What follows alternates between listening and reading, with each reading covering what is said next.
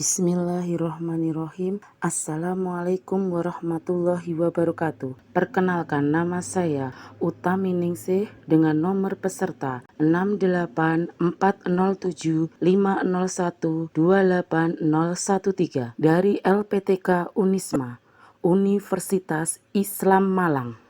PPG dalam jabatan tahun 2023 Angkatan 3. Kali ini saya akan melaporkan tentang best practice menggunakan metode STAR, situasi, tantangan, aksi, refleksi, hasil, dan dampak, terkait permasalahan peserta didik dalam pembelajaran. Lokasi yang digunakan yaitu Madrasah Aliyah Negeri 1 Boyolali yang terletak di Kota Boyolali, tanggal PPL Aksi 1 pada hari Selasa tanggal 17 Oktober tahun 2023 dan PPL Aksi 2 pada hari Rabu tanggal 1 November tahun 2023. Tujuan yang ingin dicapai yaitu dengan menggunakan model pembelajaran discovery learning atau penemuan dapat meningkatkan daya abstraksi matematika peserta didik dalam pemahaman konsep yang berkaitan dengan materi sistem pertidaksamaan linear dua variabel dengan tepat dengan menggunakan media dan alat bahan pembelajaran yang inovatif seperti LKPD, PPT, Quizzes, dan aplikasi GeoGebra.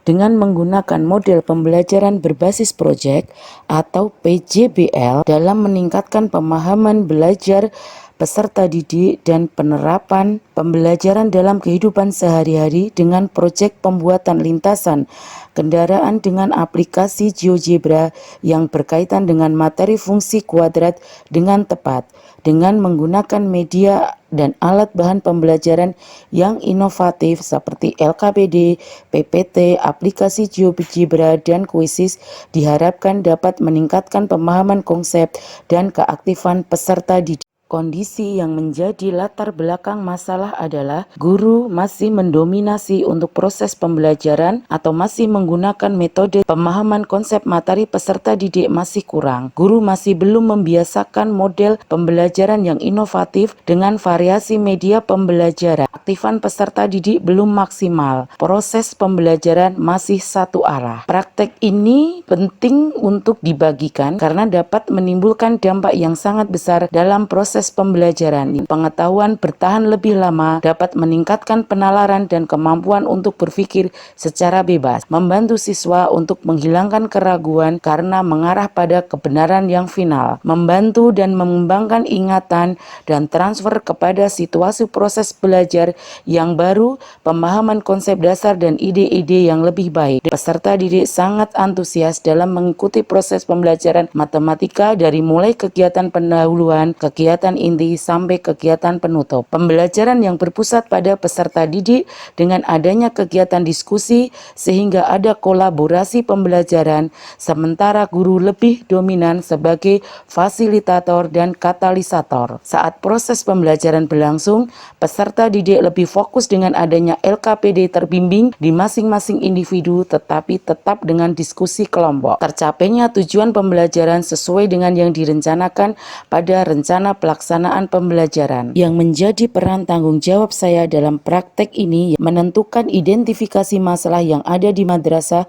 eksplorasi penyebab masalah, penentu penyebab masalah, masalah terpilih yang akan diselesaikan, eksplorasi alternatif solusi, memperoleh bimbingan dalam proses penyusunan rencana aksi, menyusun rencana aksi 1 dan 2 dalam bentuk perangkat pembelajaran, mendiskusikan hasil penyusunan rencana pembelajaran PPL 1 dan 2 bersama dosen, guru pamong, dan peserta PPG, merevisi perbaikan rencana pembelajaran PPL Aksi 1 dan 2 berdasarkan sharing masukan dan arahan dosen dan guru, menggugah perangkat pembelajaran PPL siklus Aksi 1 dan 2 di LMS PPG, melaksanakan PPG siklus Aksi 1 dan 2, mendokumentasikan dalam bentuk video, membagikan link drive atau YouTube ke LMS mengunggah video yang sudah diedit ditambah dengan efek atau transisi dan audio dengan aplikasi editing video, melakukan refleksi kegiatan yang sudah dilaksanakan, laporkan hasil refleksi kegiatan PPL 1 dan 2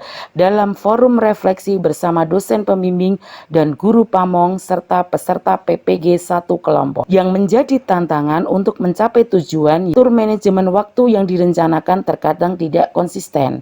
Keaktifan peserta didik dalam pembelajaran mandiri atau kelompok saat proses pembelajaran belum maksimal. Yang terlibat dalam PPL aksi 1 dan 2 peserta PPG sebagai guru, fasilitator, dan katalisator. Dosen pembimbing dan guru pamong sebagai pembimbing dalam proses pelaksanaan pembelajaran PPL aksi 1 dan 2.